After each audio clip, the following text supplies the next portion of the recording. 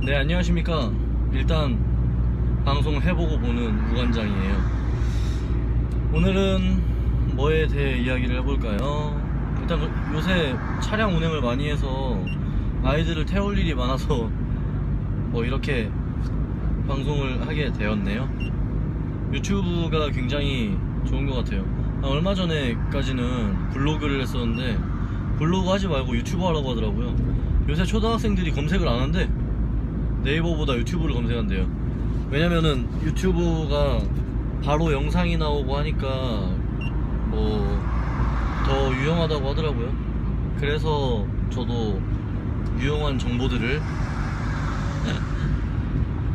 좀 썰같이 풀어서 이야기를 해보면 좋을 것 같아요.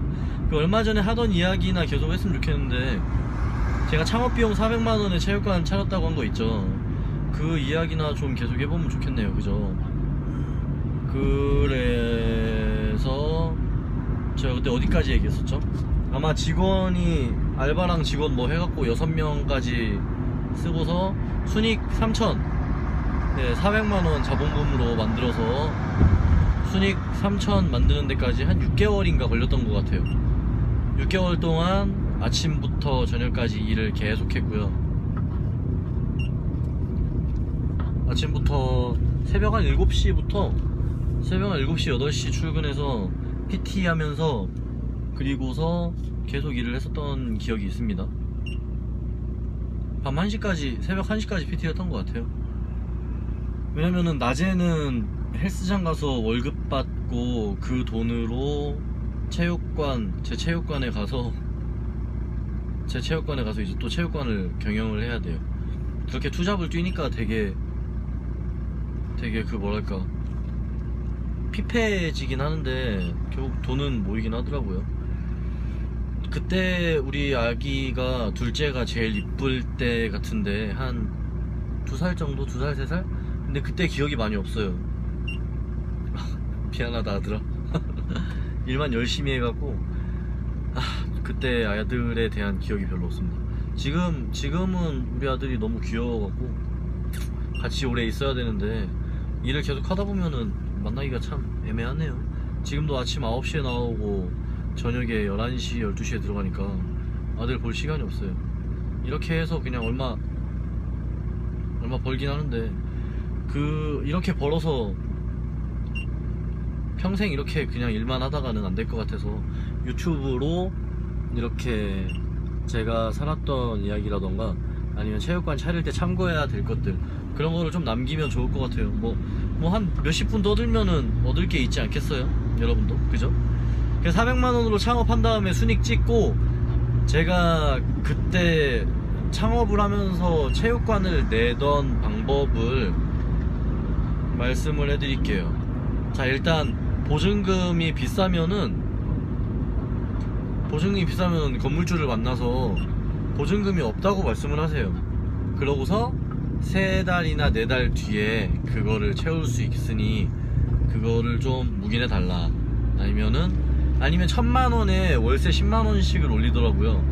그래서 이번에 제가 한남대점을 이사를 갔는데 보증금이 5천이에요 보증금 5천에 1000 깎아서 4천에 들어가면서 월세를 10을 더 내고 있어요. 그렇게 해서 이제 1000만원 보증금으로 치면은 채워서 넣으면은 보증금이 5천이 되고 월세는 10만원이 떨어지고 그런 식도 가능합니다. 그래서 초반에 목돈이 없는 분이라면은 그렇게 하셔도 그렇게 나쁜 방법은 아닌 것 같아요. 물론 본인의 그 아이템이 괜찮았다는 가정하에 말씀을 드리고 싶네요. 저 같은 경우에는 헬스장에서 PT를 하던 회원분들이 회당 5만원이라 비싸서 못하잖아요. 그래서 뭐 가깝게 차린 건 아니에요. 동 하나 정도 차이. 그쵸? 용전동이랑 홍도동 뭐 이런 느낌이었으니까. 그리고 제가 간 데는 대학가고 원래 있던 헬스장은 아파트 근처라서 뭐 대상이 다르긴 했는데, 아무튼 거기서 PT 끝난 회원들한테 다 연락을 해서 회당 3만원에 해줄 테니까 와라, 4만원에 해줄 테니까 다시 와라, 이렇게 해서 그 공사 비용이랑 이런 거를 계속 메꿨던 것 같아요. 그렇게 하면서 이제 또 신규 회원님들도 오시고 하니까 그렇게 순익이 나왔겠죠. 그래서 처음에 운영을 할 때 돈을 빌려서 창업을 하시는 분들이 가끔 있으실 텐데, 그거는 정말 비추예요. 아까 저번에 말씀드린 것 같이 비추하는 이유는 내 돈이 아니면은 막 써요. 이거 되게 중요한 건데 무슨 얘기냐면은, 창업을 할 때 자본금 5천이 있다고 쳐요. 5천이 있으면은 그 5천을 다 쓴 다음에 그 다음부터 없다라고 하는 거지, 그 돈 다 쓰기 전에 아끼지 않는다고요, 초반에 대부분이. 그래서 보증금 3천인데 깎을 생각을 안 하고 3천이니까 예산으로 잡아버리잖아요. 근데 보증금에서 2천 정도로 깎을 수가 있단 말이에요. 만약에 그 상가가 잘 안 나가는 상가면은. 잘 나가면 모르겠는데. 그리고 권리금은 되도록이면 무권리로 들어가셔야 좀 더 돈을 모을 수가 있는 것 같아요. 만약에 그게 유권리로 들어가게 되면은 바닥권리금 이런 거 있잖아요. 제가 바닥권리금 5천인가 7천까지 들어갔었거든요. 들어갔다가 나올 때 제가 그걸 받을 전 자신이 없더라고요.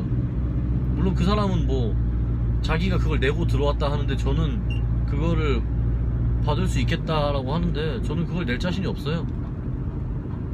네, 낼 자신이 없었습니다. 그래서 저희는 되도록이면은 무권리인 상가에 들어가서 창업을 하시는 거를 처음에는 추천해요. 왜냐면 자본도 없지. 지금 이게 빵 터질지 아니면 내 심정이 빵 터질지 아무도 모르잖아요. 그죠? 그래서 저는 일단 권리금 없는 상가를 찾아보고, 그 다음에 권리금을 깎을 수 있으면 깎고, 월세도 깎을 수 있으면 깎고요. 최대한 그냥 깎으세요. 뭐 없어 보인다, 실제 없습니다. 창업 초반에 돈이 어딨어요. 창업 초반에 다 그지예요. 창업 초반에 돈이 없는데 괜히 있는 척 하려고 하다가 말아먹거든요. 나 지금 잘못 온 것 같아. 여기 아닌 것 같은데? 네, 길을 잘못 들어서 다시 유턴. 여기가 아닌 것 같아요. 맞나?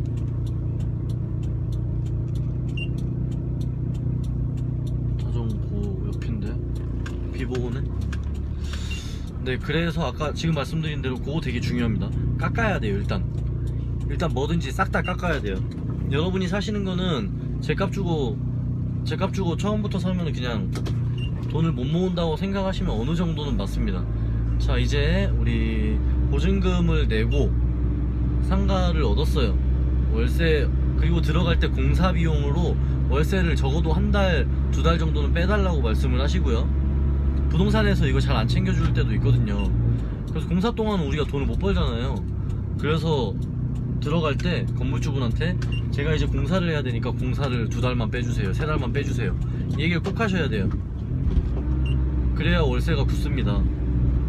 이거 안 빼주신다고 하면은 좀 고민을 해보셔야 돼요. 그리고 또 있는데, 부동산이랑 거래하실 때 부동산 복비부터 먼저 깎고 들어가는 것도 그 좋은 방법 중에 하나예요. 왜냐면은 부동산은 저한테 복비를 받고 그쪽 건물주분한테 받고 2개를 받거든요.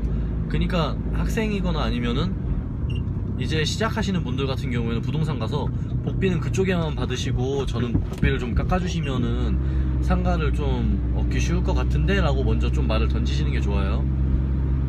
물론 부동산도 먹고 살긴 하겠지만, 살아야 되겠지만, 저희는 지금 창업 초반이라 돈이 없습니다.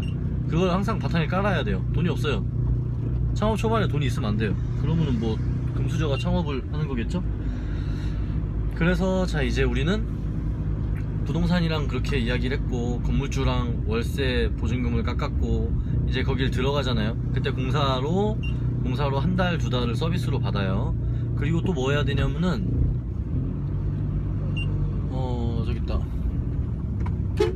그리고 또 뭘 하셔야 되냐면은 이제 공사를 하셔야 되는데, 그 공사를 막 다 줄여야 돼요. 그 뭘 줄여야 되냐면은, 잠깐만요, 애기 좀 태우고. 어머니 안녕하십니까? 타, 얘들아 타. 안녕하세요. 얘들아, 자동문 완전 좋지? 형아 부르네. 형아.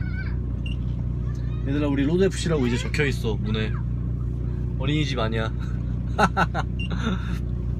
어제까지 자동차에 어린이집이라고 적혀 있었거든요. 그 얘들아 쌤 유튜브 녹화 좀 할게. 위성 일로 와. 유인이랑 여기 앉아 앞에. 자 여기 쌤 유튜브 녹화하고 있어. 인사할래? 안녕하세요 해봐. 안녕하세요. 유튜브 녹화하는 거 있어요? 유튜브 녹화를 해서 네. 그 모를 수 있어요? 그냥 그 일기장 같이 이렇게 올리는 거야. 쌤이 하는 아니면 뭐 그동안 했던 것들. 지금은 쌤이 체육관 창업하는 이야기를 하고 있었어. 그래서 창업을 하실 때는 항상 뭘 깎고 들어가고 돈을 항상 아껴야 돼요. 그럼 이제 공사비를 줄여야 되잖아요. 공사는 한 명한테 다 시키면은 항상 비쌉니다. 왜? 거기서 이제 그 사람이 공사비를 받잖아요. 그렇게 하시면 항상 비싸고, 뭐 샤워실 따로, 바닥 따로, 전기 따로, 페인트 따로, 인테리어 따로 이렇게 부르셔야 되는데 그게 되게 힘들어요. 그게 되게 시간이 많이 들고, 그래서 그거를 줄이려면은 한 3군데 정도 그냥 전화를 해보셔서 견적을 보러 오라고 하신 다음에 저렴한 거를 찾으시거나 그렇게 하시면 됩니다. 전에 철거를 할 일이 있어서 철거를 했는데 어느 업체에서는 1000만원을 부르고요, 어디서는 1400을 불렀어요. 정말 가공할 만한 금액이 나왔는데 결국에 거기 얼마에 했냐면 650만원 냈습니다. 그때 우리 충내점 할 때. 그렇게 한 2배 정도 정말 깜짝 놀랄 만큼 차이가 날 때가 있어요. 그래서 항상 인테리어나 아니면 이런 공사 같은 거 할 때는 3군데 정도 잡아놓고 전화를 다 돌리면서 하셔야 됩니다. 그리고 뭐 전기 이런 것도 마찬가지고요. 그리고 그 계약을 할 때 돈 미리 주면 안 돼요. 공사비는 항상 미리 주면 안 돼요. 큰일 나요. 뭐 자재 산다, 큰일 나요. 떼먹고 도망가요. 연락이 안 됩니다. 잠수 타요. 정말 그런 일이 있었어요. 샤워실 공사를 하는데 뭐 시멘트를 사야 되고, 뭐 칸막이를 사야 되고, 벽돌을 사야 되고, 온수기 사야 되고, 장비를 사야 돼서 100만원을 들였는데 공사하다가 갑자기 연락이 안 되는 거예요. 바빠서 딴 일 하러 간 것 같아요. 그러더니 연락이 안 돼서 그럼 환불해달라 했더니 그것도 안 해주고 그냥 날라버렸어요. 그럼 그걸 이제 민사로 걸어야 되잖아요. 나 창업해야 되는데 언제 민사로 걸고 있어요. 법원 가고. 그래서 돈을 뭐 미리 달라 하면은 그냥 일단 그 업체랑은 안 하시는 게 좀 속편합니다. 그리고 뭐 중간 결제 뭐 이런 것도 하지 마세요. 중간에 이제 어떻게 하냐면은 처음에 결제 미리 반 한 다음에 그 다음 공사 끝나고 뭐 반 하라 뭐 이렇게 하는 분들도 있는데 그거는 정말 고민을 많이 해봐야 될 문제인 것 같아요. 왜냐면 떼먹히거든요. 물론 그 공사 해주시는 분들도 다른 업체들한테 떼먹히는 경우가 많아요. 뭐냐면은 내가 만약에 샤워실을 공사해달라고 해요. 샤워실 공사를 해달라고 했는데 샤워실 공사가 끝났는데 내가 돈을 못 주고 있는 상황이에요. 그런 상황을 몇 번 겪으신 분들일수록 최대한 돈을 빨리 받아내려는 그런 게 강합니다. 그리고 AS 같은 것도 한 6개월 정도 조항에 넣어줘야 돼요. 그래서 한 3개월이나 한 달 동안 뭔가 문제가 생겼다, 그래서 그때 안 줄 돈을 미리 만들어 놓기도 하더라고요. 그러니까 예를 들어서 샤워실 만드는데 500이 들었어요. 샤워실 만드는데 500이 들었는데 그 돈을 다 들이다가 한 100 정도 남겨놓고 한 달 뒤에 아예 그 AS가 필요 없게 물도 안 새고 물도 잘 나오고 타일도 잘 붙어있고 하면은 그때 100을 더 드릴 거예요 하는 거를 계약에 넣으시는 게 맘 편합니다. 물론 업자들은 그거 안 할 거예요. 안 한다고 할 거예요. 하지만 그거 하시는 게 돈 아끼는 길이에요. 제가 체육관 공사를 한 2번을, 샤워실을 2개를 만들었었는데 2개 중에 2번 다 샜어요. 2번 다 샜어요. 어떻게 공사하는지 모르겠는데 싸게 하면 항상 새더라고요. 그래서 그거는 잘 결정을 하셔야 돼요. 자, 그래서 오늘 배운 거 한번 요약을 해볼게요. 처음에 창업할 때 부동산이랑 계약하실 때 내 수수료는 좀 줄이시고 그쪽 건물주한테 받을 수 있나요? 라고 물어봐야 되고요. 그 다음에 건물주분한테는 보증금을 깎고 월세를 깎아야 되고요. 그 다음에 건물주분한테 공사 기간을 달라고 하셔야 되고요. 네, 그리고 공사하실 때는 계약서 굉장히 중요합니다. 굉장히. 그리고 항상 깎아서 3-4군데 견적을 항상 보세요. 되게 사근사근하고 말 잘하시는 분들이 많은데 거기에 넘어가면은 사기당하는 수가 굉장히 많이 있습니다. 자, 오늘 15분 돼서 요 정도